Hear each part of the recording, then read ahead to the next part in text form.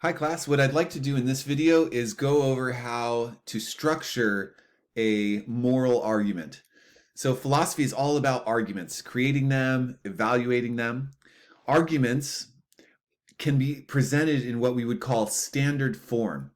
And a standard form argument has a series of premises, which are statements that are themselves true or false. If the argument's good, they're going to be true statements, and then they infer a conclusion. So in any argument, you can have any number of premises, from one to an infinite number of premises, and you'll always have just one conclusion, which is the main point you're trying to convince someone else of. So in a moral argument, typically the premises are going to consist of one. They're going to consist of, as one kind of premise would be just a factual claim, okay? A claim about what is the case. And it can be verified by the senses. It's something you can convince someone of, even if they disagree with you about the nature of morality, you can at least hopefully agree on the facts, like what has happened, for instance. So it's going to consist of factual claims, possibly multiple factual claims. And also in the premises, that's where you will find what we would call a basic moral principle. And a basic moral principle is a general claim about the nature of right and wrong. So it helps us understand what makes particular actions right or wrong, because it gives us a general view of how to evaluate something. Which brings us to the conclusion of an argument, which is going to be our judgment. So we would call this a singular moral judgment. So what a singular moral judgment is, our final conclusion about some particular case, whether what someone did was right or wrong. So where the basic moral principle will be general, it'll be about the nature of right and wrong, a singular moral judgment will be particular. It'll be about a particular case, for instance.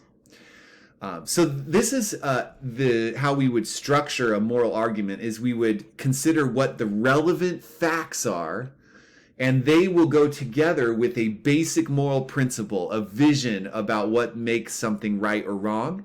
And then we would be able to infer a singular moral judgment, a judgment about a particular case. So one example we can think about from the world of business comes from a case that made it all the way to the Supreme Court.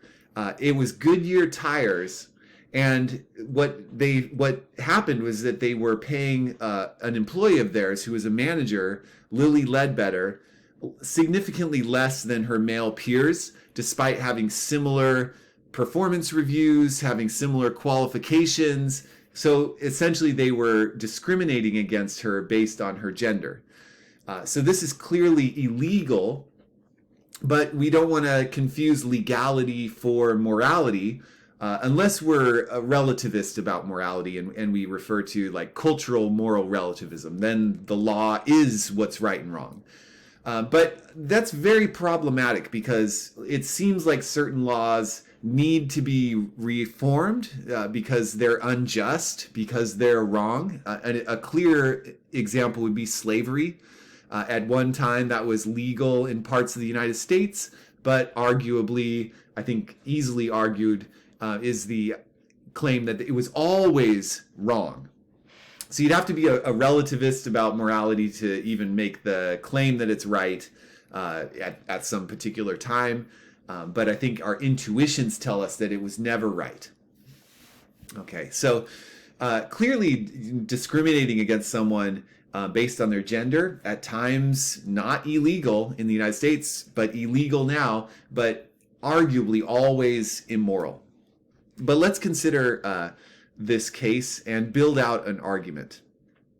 So when we think about the singular moral judgment and we want to judge Goodyear's actions against Miss Ledbetter, my intuitions tell me that it was wrong.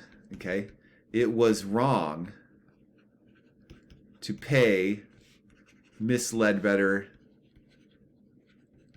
less based on her gender. Okay. So that would be a singular moral judgment because it makes a moral claim. It's using language like right and wrong, in this case wrong, and it's about a particular case, Miss Ledbetter. Okay. But when I want to defend it, I need to come up with some kind of moral principle that's more general, that helps make sense of what exactly makes that action wrong. Okay, so that's what I'm going to do now, is to build out a moral argument here. So I've already constructed my conclusion. Okay, so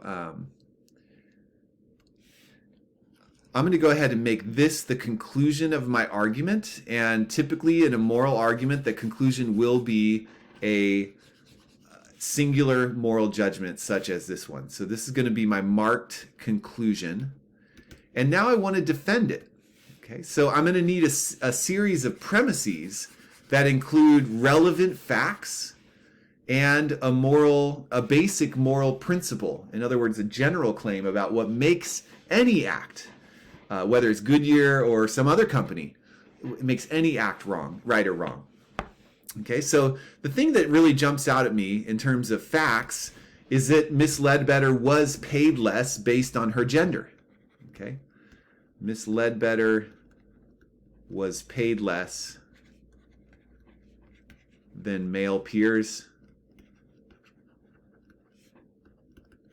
with similar qualifications, okay, performance, so I'm going to just put etc. That includes performance and all that.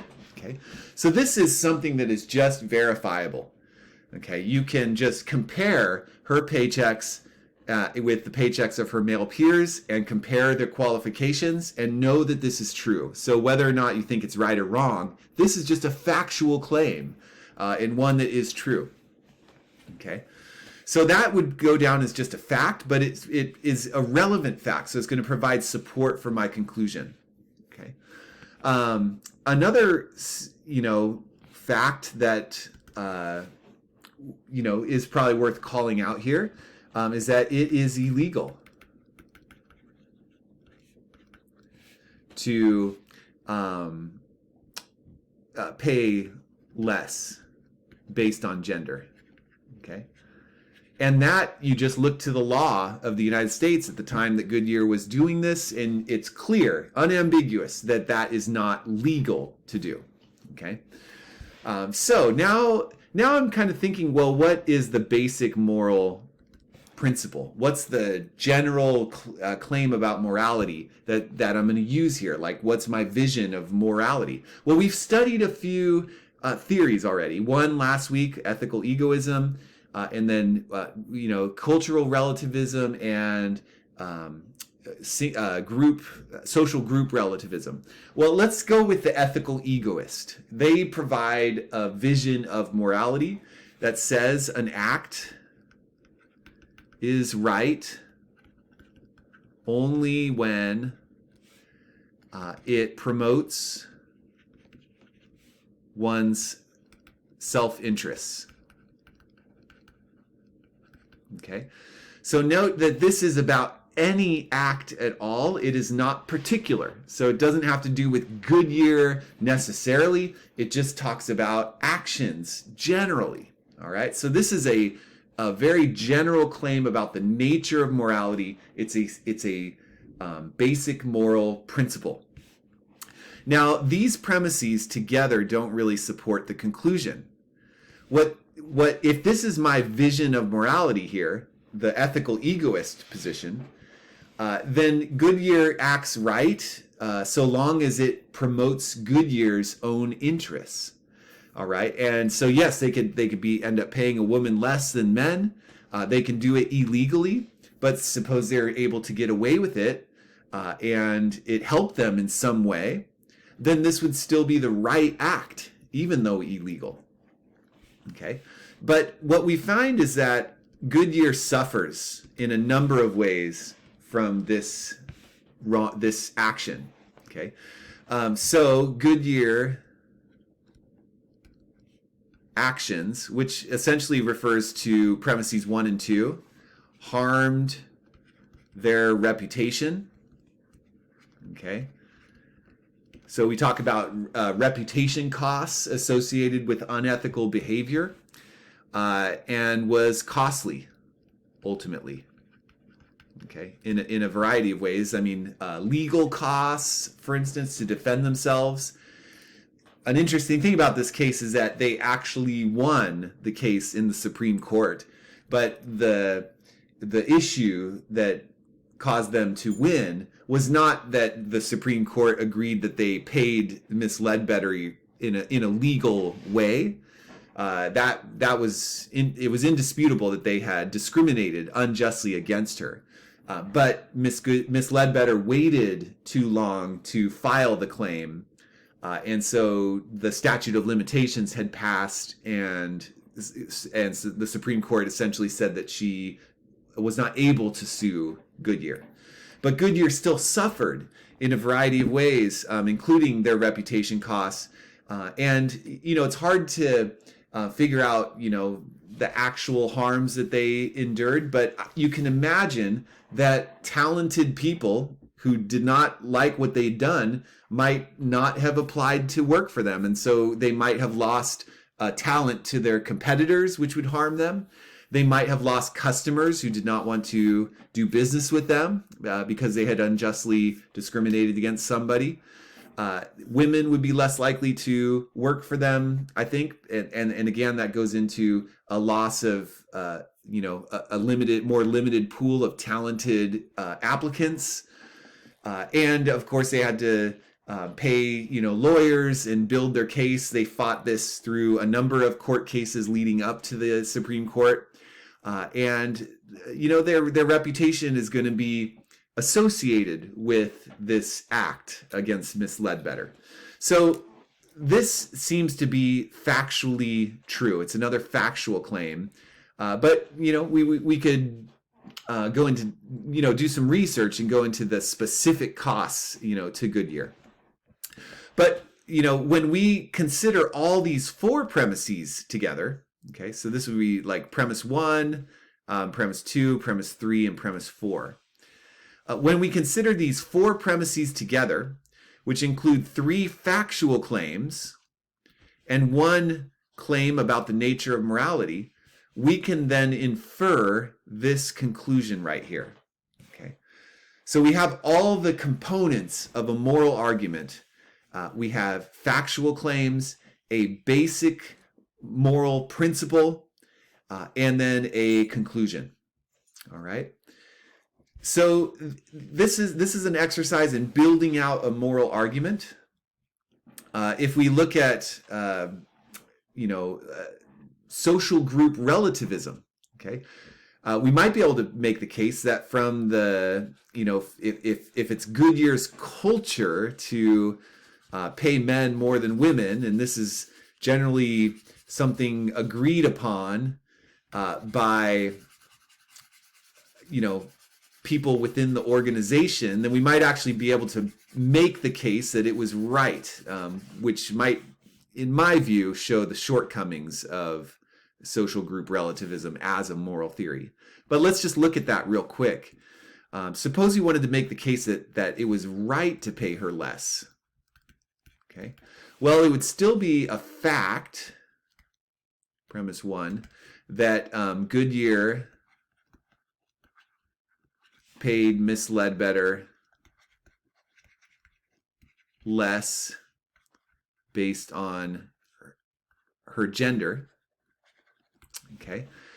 And then for my basic moral principle, I'm going to use social group relativism. Okay. An act is right so long as one's social group agrees it's right. Okay. And then let's say, and I'm not entirely sure that this is true, okay? But we could have had a bad actor within Goodyear, the person establishing her pay, who might have been sexist. But Goodyear, as in a wider sense, as a social group, might have frowned upon it. But it is telling that they fought this her lawsuit against them instead of settling with her. So what we might say for premise 3 is that Goodyear's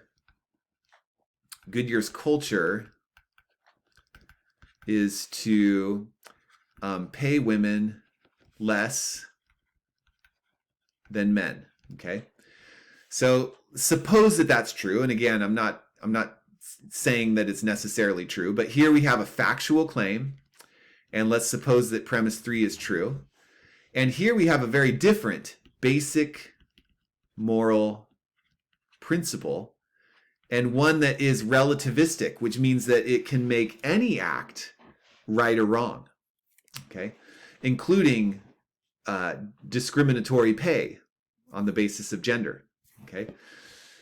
And so when we combine these facts with this basic moral principle, it actually supports this different conclusion, that because Goodyear as a quote-unquote social group is generally in agreement with gender discrimination, it makes gender discrimination right in this case. If Goodyear's culture changes, then it would no longer be right. Okay, but as we can see here, we can build a moral argument supporting this in multiple ways. But what will change is our vision of what makes an act right or wrong. So and then with it, the relevant facts. Different facts will relate to different basic moral principles in different ways. Okay, but we can see how you might build a moral argument on either side of this issue. And what will change are these is the moral vision that then infers a singular moral judgment. And this is really where moral philosophers spend their time debating. They'll say, well, is this moral principle really correct?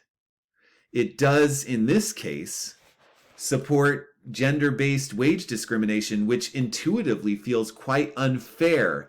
So if fairness is a central part of morality, well, maybe social group relativism is simply wrong. They have the wrong moral vision. Okay, and so this is where moral philosophers spend a lot of their time, is arguing over whether these basic moral principles are true or false. Let me know if you have any questions about building a moral argument such as this.